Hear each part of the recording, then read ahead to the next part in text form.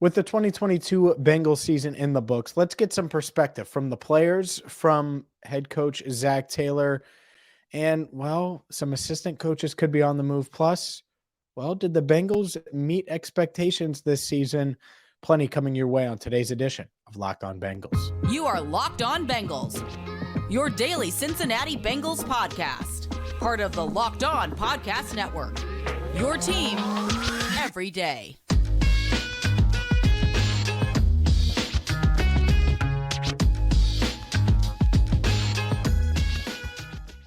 Hi again, everyone, and welcome in to another edition of the Locked On Bengals podcast. I'm James Rapien, no Jake Liscow. That's okay, because we're stacked, we're packed, and you're going to hear from Vonn Bell, Jessie Bates, Joe Mixon, Zach Taylor, and, well, we're pretty loaded today, and there's a lot to discuss, and it's not just them. I have some stuff that I want to talk about. We're going to discuss the Bengals coaching situation because, well, it looks like there could be a lot of new faces, potentially on the coaching staff, certainly in the locker room next season. Today's episode is brought to you by FanDuel Sportsbook, the official sportsbook of the NFL. Make every moment more. Visit FanDuel.com/lockedon today to get started. And thank you so much for making us your first listen. And much like Jake and I talked about during our post-game show, thank you so much for listening all season long. We're not going anywhere. So please keep making us your first listen. We're going to have plenty of off-season content for you. And if you could, leave us a 5-star review on iTunes or wherever you get your podcast. Certainly check us out on YouTube as well. And let's dive in. But before I get to the assistant coaches and before I get to the player interviews that I have from Kansas City, that I want to play some clips for you. Before we do any of that, I want to discuss the 2022 season just a little bit, and we'll be able to reflect on it a little bit more. I don't want to completely do a reflection episode without Jake. He's traveling back from Mexico. Heck, I just got back from Kansas City like an hour ago, and not complaining, by the way. Best job in the world. I'm just saying that's why I don't want to do a full reflection episode without Jake. But going into this season, especially after last year, right? The run to Super Bowl 56 and how wild it was, and being at SoFi and the run they went on, and just the explosion of star power, because it's Joe Burrow is the biggest star we've seen with the Bengals in my lifetime. It's fair to say. I'm not going to even debate that now. And Jamar Chase just continues to grow and grow and grow. And so after that year, a lot of it was expectations. An expectation. What are your expectations for the Bengals? Do they have to make it back to the Super Bowl with this revamped offensive line to reach the bar that you have set for them? And going into this season, this is not hindsight. Going into the season, I never once said that I expect them to go to the Super Bowl. I think that is it's a very tough ask for any team, and tough mountain. Now, that doesn't mean it can't be a goal, but an expectation for an analyst or for a fan base it's just unrealistic. And it's unrealistic because the team was better this year. I would, no doubt about it, they were much better. The 2022 Bengals, who reached the Final Four and lost in the AFC title game to the Kansas City Chiefs, were better than this year's edition, or than last year's edition that beat the Kansas City Chiefs and were a couple plays away from being world champions. But circumstances matter, and who you're playing matters, and how talented they are matters. And the part of it is the Bengals had to deal with a lot more adversity this year. And that's part of the NFL. That's part of life in the league. Could you imagine the Bengals playing 3 backup offensive linemen last year? Can you imagine that? Can you imagine how bad that would have gone? It would have been awful. And I'm not trying to bring you down here, folks. What I'm trying to say is the Bengals, they met my expectations this year, because my expectations were for them to establish themselves as an AFC powerhouse, as an AFC contender, to shut up all of the talk and shut down all of the talk about what? About, oh man, Zach Taylor is a one-hit wonder, flash in the pan. Joe Burrow, it's not sustainable. They're going to regress. The deep ball is not going to work, and this offense isn't going to work. And there's no way Lou Anarumo's defense is really that mad scientist. He's going to fail. All of those things. Evan McPherson's going to stink. Well, he was actually really, really good in the postseason. In fact, he's never missed the postseason field goal still. They delivered because they are an AFC powerhouse. And one thing Zach Taylor said on Monday, and he said it multiple times, and it's a good way to describe the AFC Championship game. It was a heavyweight fight. It was a heavyweight fight. It was Ali and Tyson, right? Which we never saw, but we got to see it. And I think we're going to see it a bunch more. But you want to know why the Bengals have arrived and are one of these AFC powers? Well, look at the Chiefs' reaction to winning. If they didn't take the Bengals seriously, if they didn't think the Bengals were that, then they wouldn't have talked so much afterwards. You don't talk that much afterwards if you beat some scrub team.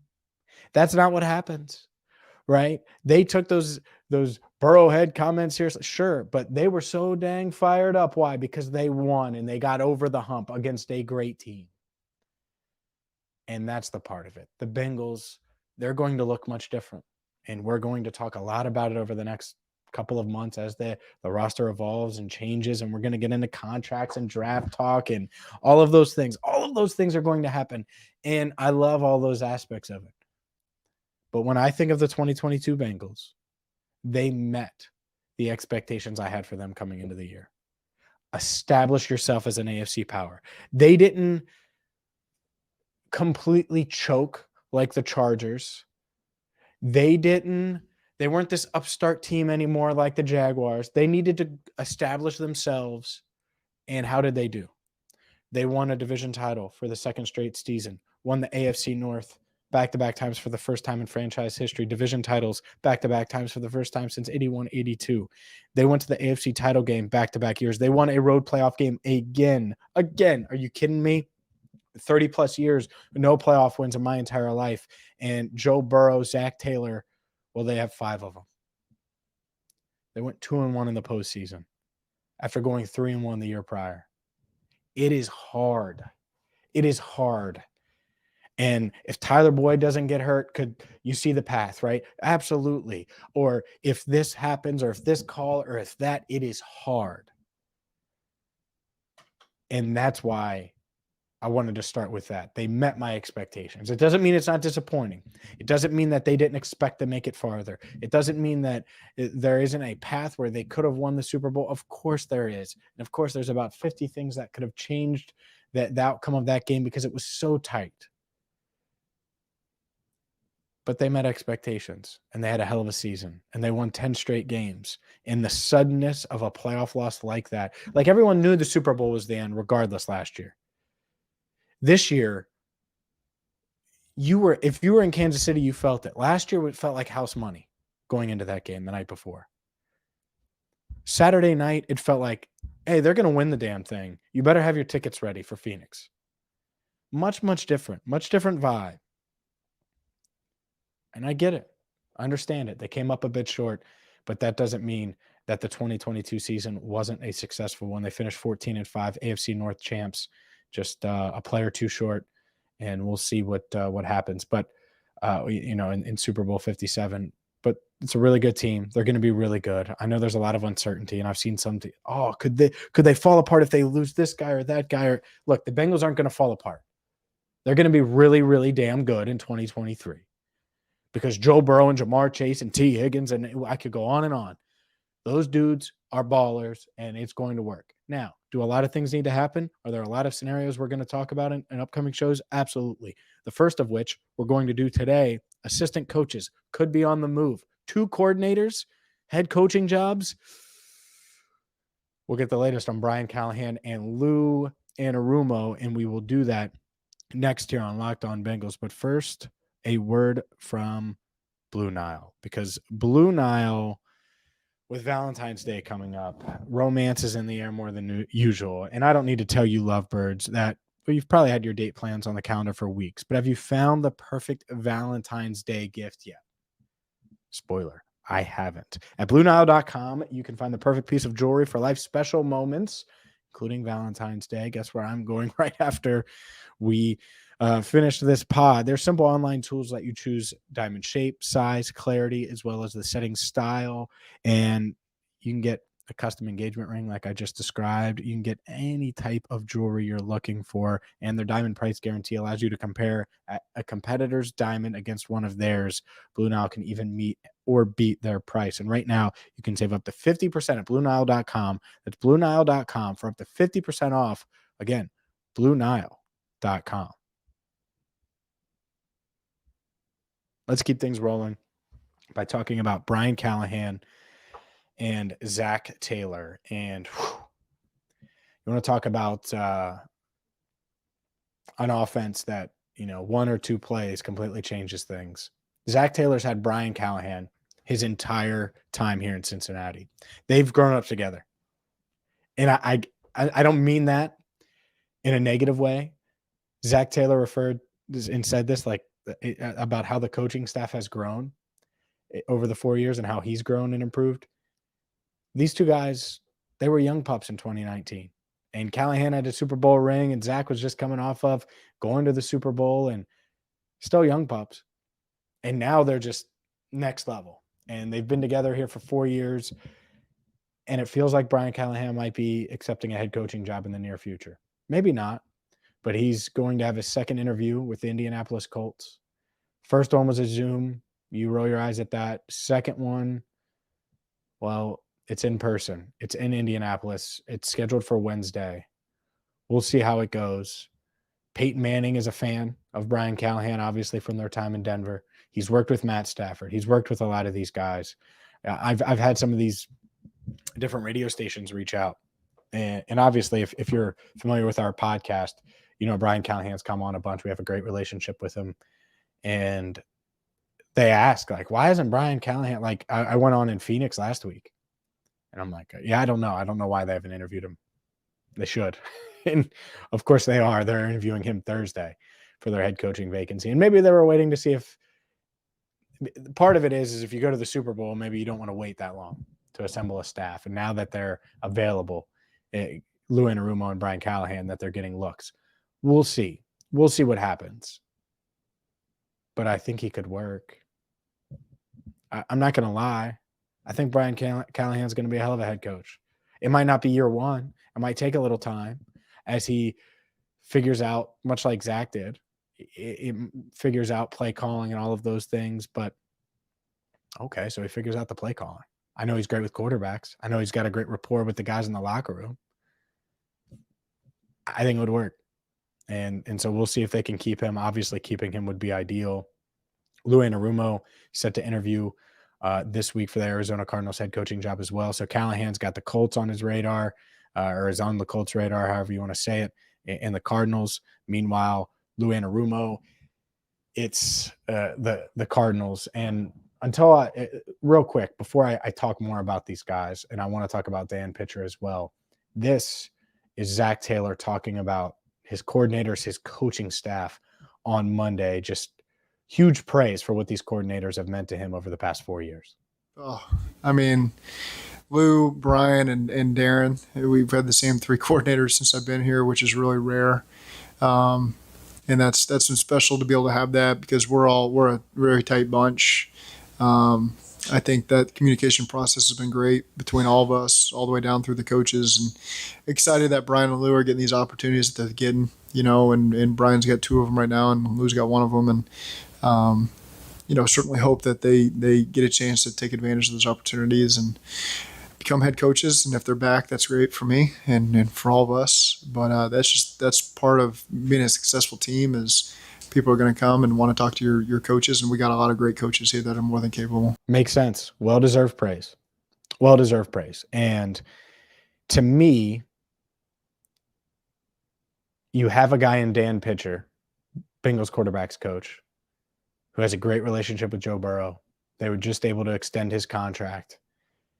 Zach Taylor says he wants his entire staff back. We'll see, of course, depending on what they do or what offers they potentially get. But Dan Pitcher is the potential replacement for Brian Callahan. I think that would be a pretty natural progression for him. But some uncertainty, certainly if you lose him. On the other side, if you lose Lou Anarumo, I don't know what they would do defensive coordinator-wise. And so that's what's interesting about this now is Okay, well, what's the plan? How does it work? Do you keep these guys? I mean, the Colts are casting a very wide net. The Cardinals seem to be casting a pretty large net as well. We'll see. But an in-person interview, it's always dangerous, man, especially Callahan. I think he's going to interview great. He's an NFL lifer. This dude grew up in this. All right. Why wouldn't he be great? I don't. So to me, it's a matter of when, not if. And I said that when we had him on during the bye. We had both coordinators on, Brian Callahan and Lou Anarumo. It's a matter of when, not if, for both of those guys. And if you're Zach Taylor, if you're the Bengals, you hope the when is a tad bit later than right now. It's just when? Well, maybe 2024, 2025. You push it down the road a little bit, but it might be this year. It really might be this offseason. So we'll see. We'll keep you up to date on that. Let's dive into the future of some of these guys. And Jessie Bates and Vonn Bell are two awesome pieces of this Bengals secondary. They formed one of the best safety tandems in the league. I think it's fair to say that. And you're going to hear from both of them coming up next. But today's show brought to you by FanDuel. This year, the only app you need at your Super Bowl party is FanDuel, America's #1 sports book. We're really excited about FanDuel and Locked On Bengals to partner up. Well, because right now you are about to get, an easy to use way. Because I get it. A lot of you probably still haven't dove into the sports betting scene yet, but you could download FanDuel now so you can bet on Super Bowl 57 with their no sweat first bet. You'll get up to $3,000 back in bonus bets if your first bet doesn't win.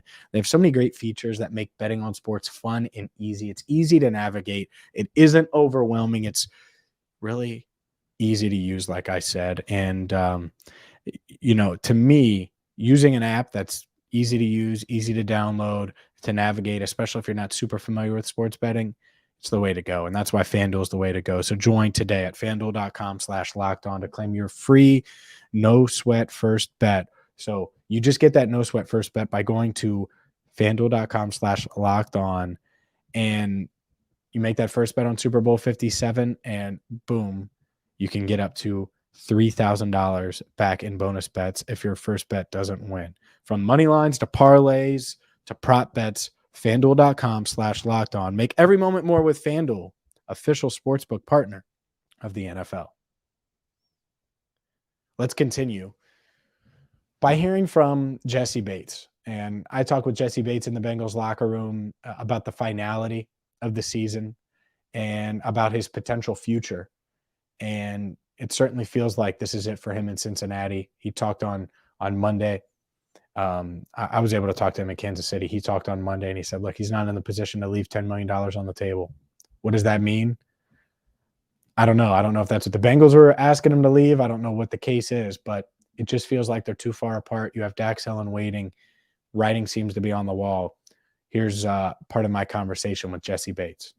The finality of this game, obviously, you guys are as close as any team. A bunch of guys in here have said this. How much harder does that make this in losing in that way? Yeah, losing period hurts. But certain situations, some people won't be here, some people will be here. But like I said, I haven't really been able to reflect and think about what's going on. To be honest with you. Knowing that this might have been your last game here, I mean, how do you kind of process all of that, given the context of what it might mean for you moving forward? Yeah, like I said, super grateful. That's all I could think about running off the field. As to where we were when I first got here, and where it ended. Just says a lot. It just says a lot about how if you love one another all the time, and you hear that, we've been talking about that all year round, good things happen. So, like I said, I've met a lot of great people, in this locker room, in the training room, reporters, normal people in Cincinnati. I've built huge, relationships, connections. So if this is the end, I'm super grateful for the process, super grateful for everything that I've learned here in Cincinnati in my 5 years. So we'll see what happens. Bates isn't the only Bengals safety that could be on the move. Vonn Bell has been such a big part of this team. And it's funny, when they were putting together the 2020 roster, I think Vonn Bell was a guy that when free agency started, they weren't necessarily eyeing. And then time passed, he was still out there, and they're like, hell yeah, let's go get Vonn Bell. And he was there. And you can just see, you can feel, you can hear the emotion on his face, whether you're watching on YouTube, whether you're listening to the podcast, wherever you get your podcast. This is part of my conversation and our a bunch of reporters we're talking to him. So you might hear a couple of other voices. But our conversation with Vonn Bell on Sunday night. I'm being in the moment right now, be with the guys. Let the big man upstairs take care of it. And we're just going to pray about it, see what happens. 3 years. 3 years in Cincinnati. Maybe longer, of course. But what has this time meant to you so far? It meant a lot. Helped me grow as a player, helped me build relationships for a lifetime. Some of the guys in this locker room be my brothers forever. And that's what it's about.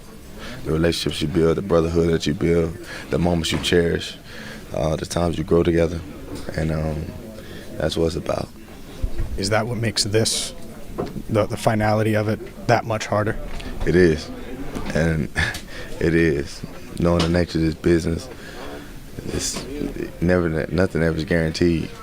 And you want to capitalize in the moment and just be there for one another and just want to keep on going as long as this thing can go, because this is the nature of the business. You want to come on top with your guys. You want to keep on going with your guys, but, I fell short tonight. It is a game of relationships. Jessie seemed almost resigned to the fact that this was the end for him. Does that make it harder? I know how close you guys are. It's always tough, knowing the nature of the business, and you just got to be there for one another. We never know what can happen, but just being in the moment now, being together, staying around each other, and let the chips may fall how they go fall. It's still a long time from now, so we just got to keep on staying connected, and sometimes you got to get away from ball and just be around each other. Like I said, it's a close-knit group. It's like a family, so we'll see what happens. It'd be nice to keep one of them. It would be nice to keep one of them, and that's one of the many decisions the Bengals have. Do you try to keep Bates? Seems like a long shot. Do you try to keep Vonn Bell? Will he get paid huge money? This would be probably his last long-term deal in the NFL, 27 years old. We'll see. Signed a 3-year, $18 million deal a few years ago. I'm sure he's going to want more than that. How much more? Not sure about. We'll see about Vonn Bell. We'll see about Jessie Bates. We'll see about a lot of these guys, Jermaine Pratt, and a lot of uncertainty surrounding them. So it's not just the coordinators now. It's these players.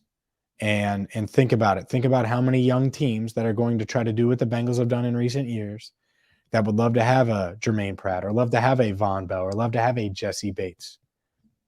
There's a lot.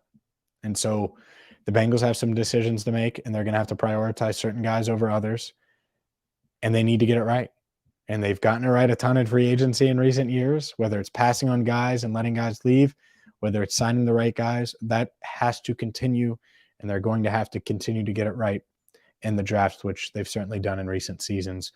Let's do one more. Let's end on a positive note. Joe Mixon was really positive after the game, even revealed that he hopes the Chiefs win the Super Bowl, which I think would be a unique take, I think, amongst maybe not Bengals players. It's not like that's something that we were asking, but the fan base, I would say. So this is just a snippet of Joe Mixon talking, who is ever so positive.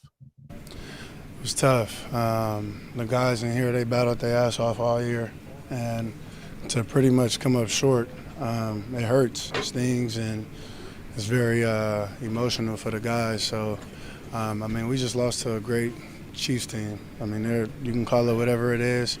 I mean, I give them all the respect and all the props. I mean, I really hope they win it this Super Bowl.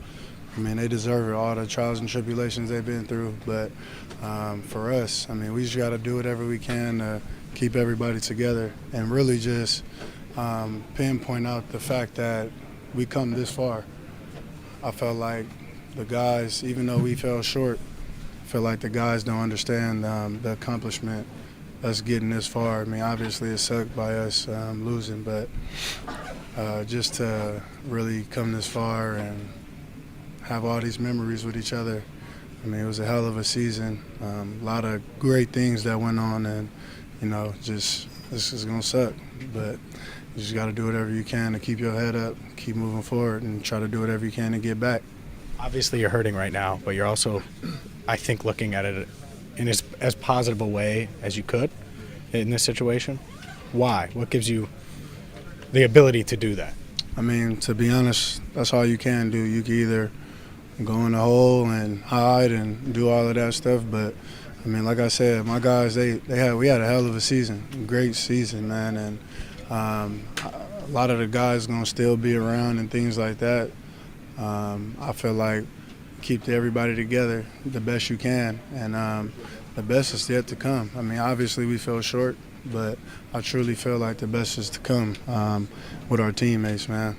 And who knows about his future, right? There are just a lot of guys whose future is up in the air, and we will talk about all of them right here on Locked On Bengals. We're going to have you covered daily, and it's not going to change. The tone of this podcast might be a little different.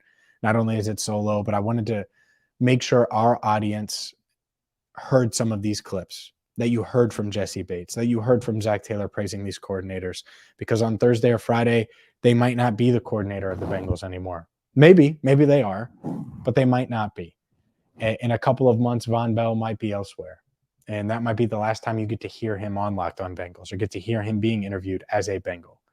Same goes for Jessie Bates. And so I wanted you to hear that, and we wanted to end on a positive note with Joe Mixon. So I hope you enjoyed the show. I thought that the 2022 Bengals, they met my expectations, and it was a disappointing end. I was talking to someone today. I was like, look, it'd be much better. It would be more complicated, no doubt. And there's some stress in planning, but it would be a lot more fun to be planning a trip to Phoenix. And obviously they're playing in Glendale, but Phoenix is where everything will be held leading up to the Super Bowl. And I think I was going to leave Sunday. I mean, and be there for 8 days, 9 days, something like that. So we'll see. We'll see if the Bengals can revamp, retool, and continue this run. It's been a hell of a run for 2 seasons, and I think it's going to continue with Joe Burrow, Jamar Chase. A lot of these pieces on defense are going to be the same, but there's going to be a lot of new faces. And that's something that we're going to have you covered daily right here on Locked On Bengals. So for Jake Lisco, I'm James Rapien. Make sure you subscribe on YouTube and check us out wherever you get your podcast. And thank you so much for listening to the Locked On Bengals podcast.